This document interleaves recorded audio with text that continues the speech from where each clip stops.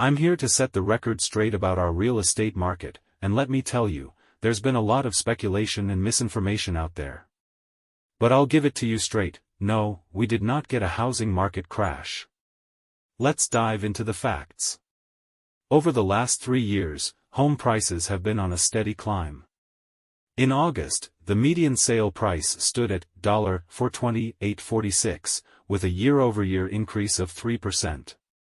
Sure, there was a slight dip in home prices from July, but that's just seasonal fluctuation. Now, here's where it gets interesting. Housing inventory is crucial to understanding market dynamics. Currently, there are 1.51 million homes listed for sale. It's a bit higher than last month, but year-over-year, it's down a staggering 18.6%. You see, for a housing market crash to happen, you'd need more sellers than buyers, but we're seeing quite the opposite. Take a look at this, 36.2% of homes are selling above their list price. That's right, more than 1 out of every 3 homes. It's a bit lower than the peak in 2021 to 2022, but it's still well above pre-pandemic levels. The demand is still robust.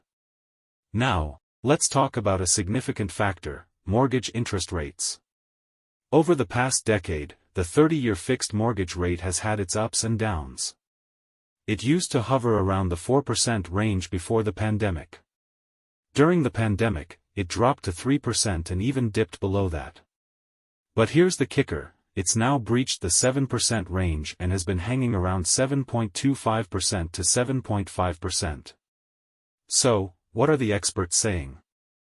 Well, they expect mortgage interest rates to end the year slightly lower than they are today, somewhere in the 6% range. But don't expect a drastic drop.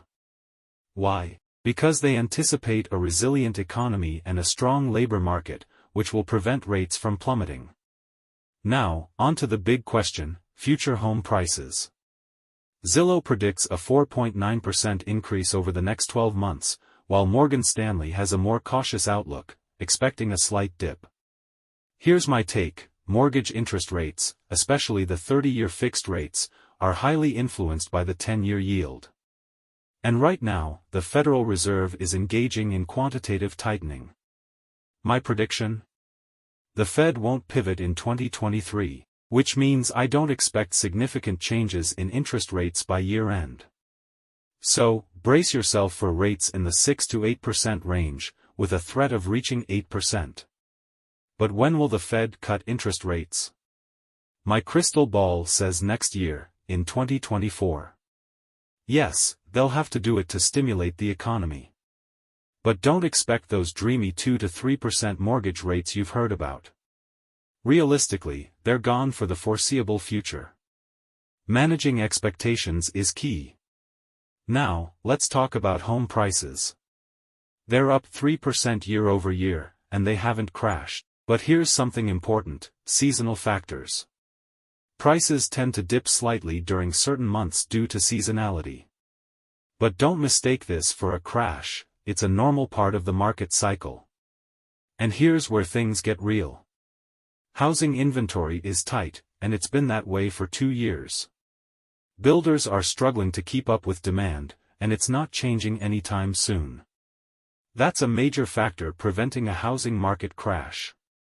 Now, I get it, people are shouting from the rooftops that home affordability is at record lows. But here's the deal, affordability cycles up and down. Just because it's at a low now doesn't mean a crash is imminent. It might be years before we see a significant correction. But I won't sugarcoat it, new home buyers are feeling the pinch. With high interest rates, mortgage payments are sky high, and some folks are stretching their budgets thin. They're the ones who could be vulnerable if the economy takes a nosedive.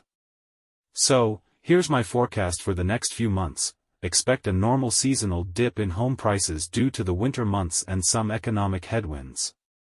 But, here's the kicker, low housing inventory isn't going anywhere.